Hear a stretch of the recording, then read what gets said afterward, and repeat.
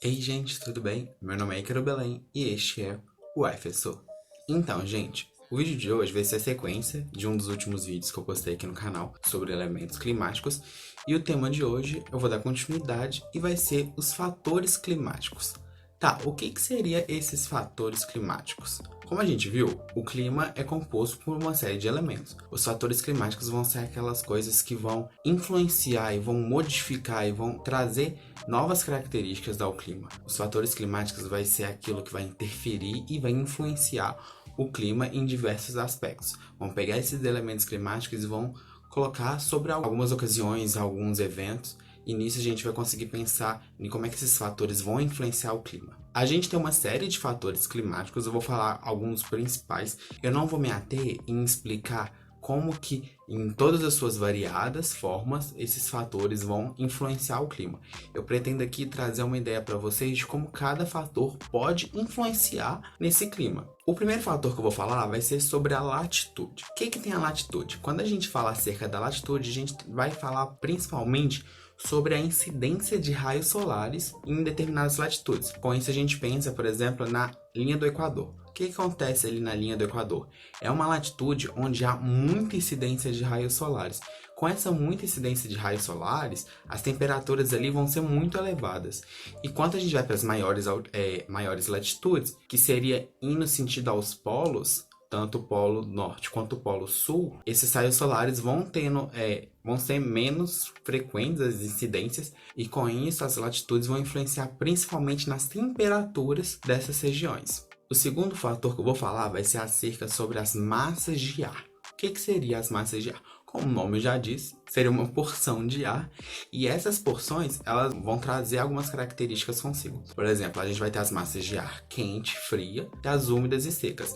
Essas massas de ar vão trazer características para o clima. Por exemplo, quando a gente tem a presença de uma massa de ar fria, temperaturas mais baixas. Quando a gente tem massas de ar mais úmidas, a umidade vai ser maior. Então vai ser de acordo com essa característica que a massa de ar vai possuir, vai influenciar determinada porção ali daquele local. Outro fator que eu vou falar para vocês é acerca da maritimidade e da continentalidade. Como o nome já diz, já ajuda a ter uma ideia. Quando a gente está falando da maritimidade, a gente está falando da proximidade com o mar.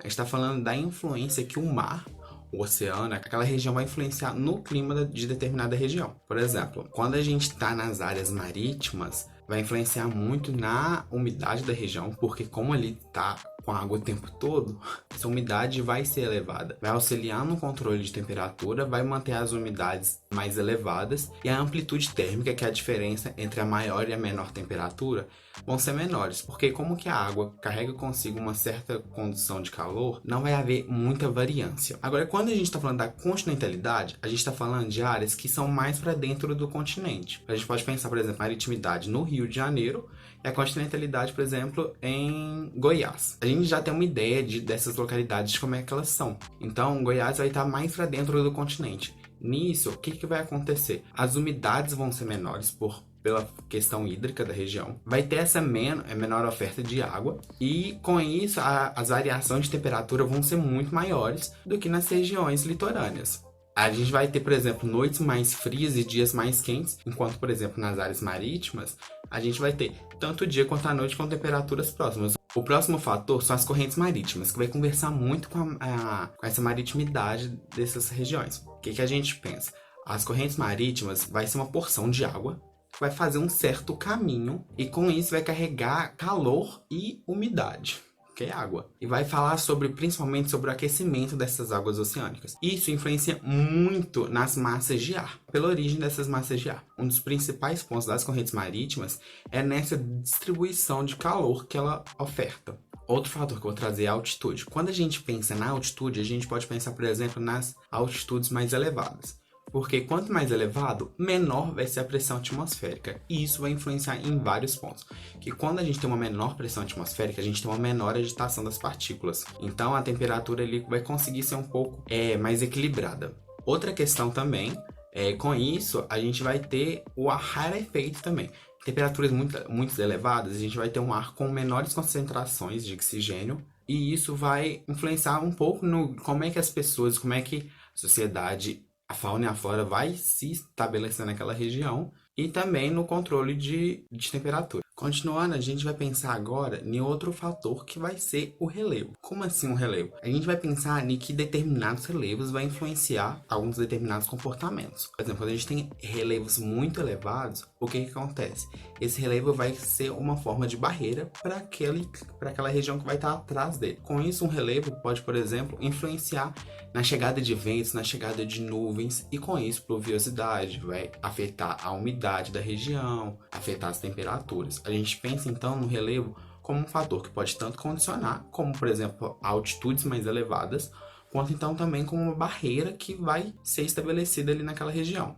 E um dos últimos fatores, a gente vai falar sobre a cobertura do Sol. A cobertura do Sol vai falar principalmente sobre a absorção e também sobre a irradiação de calor. Quando a gente fala de cobertura do solo, a gente pode pensar que essa cobertura pode ser dada tanto por vegetação quanto pela parte mais urbana. A gente primeiro tem que pensar que existem vários tipos de vegetações. Algumas vegetações, elas vão ser propícias para regiões com menos quantidade de água, com menos pluviosidades, e algumas vão ser específicas e vão ter adaptações para regiões que muitas pluviosidades. Tem chuva todos os dias, tem chuva frequentemente. Mas o que a gente pensa nisso? A gente vai pensar na vegetação como, por exemplo, vai absorver, vai irradiar, vai ofertar umidade, porque as vegetações têm um processo que chama evapotranspiração, liberar uma parte de água para o ambiente.